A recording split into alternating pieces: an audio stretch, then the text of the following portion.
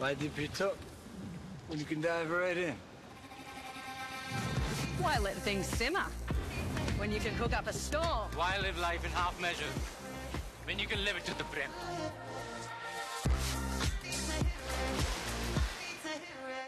गेल्या काही दिवसापासून पुणे आणि परिसरात तापमानात जे आहे ते सातत्याने घट होत असल्याने हुडहुडी भरवणारी थंडी जी आहे ती जाणवत होती। मात्र फेंगल चक्रीवादळाचा आता परत घ्याव सर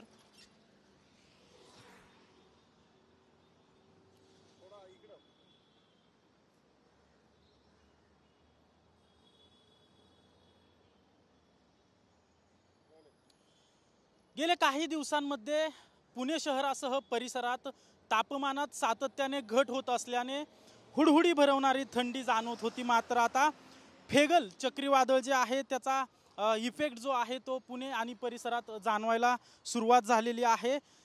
तापमान वाढीसह ढगाळ वातावरण झाल्याचं सध्या पाहायला मिळतंय आणि हीच जे ढगाळ जे वातावरण आहे हीच परिस्थिती पुढील 2 ते 3 दिवस राहण्याची शक्यता देखील हवामान विभागाकडून वर्तवण्यात आली। त्याचबरोबर 5 आणि 6 डिसेंबरला हलक्या स्वरूपाचा पाऊस देखील पडण्याची शक्यता हवामान विभागाकडून वर्तवण्यात आली। त्यामुळे पुणे शहर आणि परिसरातील थंडी गायब झाली असून आता ढगाळ वातावरण पाहायला मिळते। तर हे असंच वातावरण जे आहे ते पुढील 3 ते 4 दिवस राहणार असल्याची शक्यता हवामान विभागाकडून वर्तवण्यात आलेली आहे। तर पाऊस देखील पडण्याची शक्यता वर्तवण्यात येते। त्यामुळे पुणे शहरातील आणि परिसरातील थंडी जी आहे ती गायब झाल्याचं पाहायला मिळतंय। कॅमेरा पर्सन अभिजित पिसेसह Ajinkya Dhaygude, TV9 Marathi, Pune. Why dip it up when you can dive right in? Why let things simmer when you can cook up a storm? Why live life in half measures when you can live it to the brim?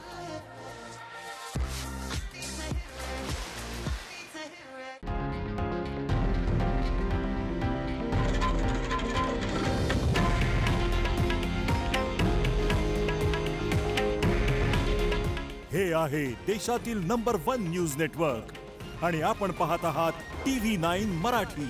काळजी तुमची, हित महाराष्ट्राचं।